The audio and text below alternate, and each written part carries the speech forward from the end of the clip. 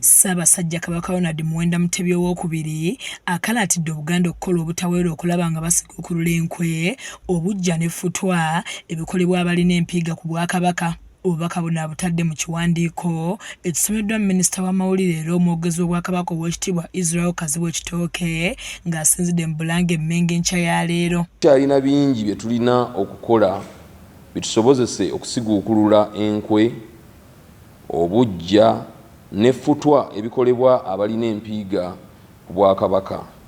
Tukyalina eddimu ery'okunyweza obumu mu bavubuka basobole okwongera eddoboozi ery'awamu ate nga lyamwanguka ku nsonga ezikwata ku Bwakabaka mu Uganda ey'awamu.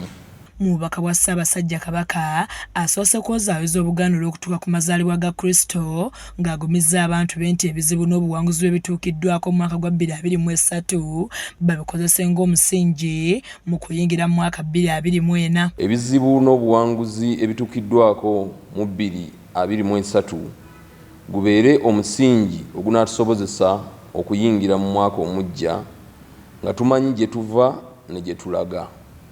Buli kye tukoze ne bye tuteekateeka okukola nga bya bulungi bwa Buganda ne Uganda tubiremereko nnyo nga tulina essuubi ery'okuwangula. Ssaabasajja akalaatidde abazadde okukuuma ennyo abaana mu biseera bino ate beegendereze n'engeri gye bakozesaamu emitimbagano kuba kivaako nnyo kalusambulira. Naddala abali mu luwummula okukozesa obulungi emikutu gya social media kubanga givuddeko ebizibu bingi mu nsi olw'obutaggukira ddala mu bavubuka.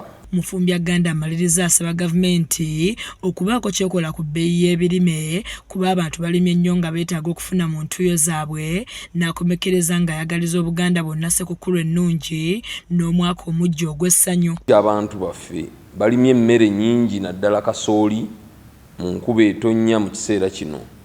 Tusuubira nga gavumenti eneeyamba abalimi okutundira ku bbeeyi esaanira entuuyo z'omulimi era baganyulwe mu maanyi gaabwe.